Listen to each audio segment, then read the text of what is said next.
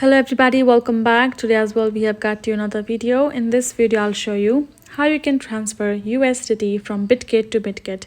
But before that, please do make sure to like our video, subscribe our channel, and yes, without any further delay, let's get started.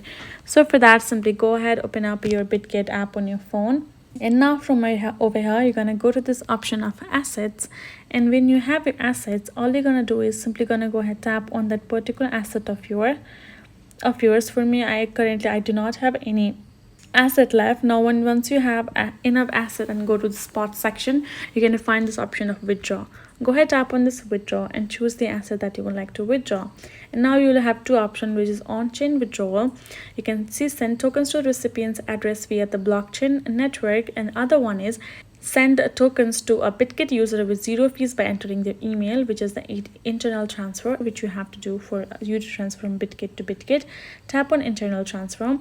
Now from over here, you're gonna simply go ahead, switch to UID, and for that you simply gonna have to ask your receiver's UID, or if you have another Bitget account, you're gonna get your UID, which is by going. And now let me show you the UID. You have to go to home and go over here, and this is your UID. Go ahead, long press on it, and now it's copied.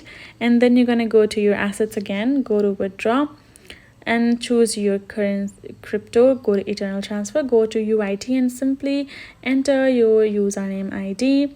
Right, go ahead, paste it, and go ahead, enter the amount that you would like to withdraw. Once you've added that, tap on this withdraw option, and your particular USDT or any other crypto can be transferred to Bitget likewise. Now you can do it by adding the mobile number or email as well, whatever you prefer. So that's how you can do it. Hope this video was helpful to you all. Thank you so much for watching. I'll see you guys in our next video.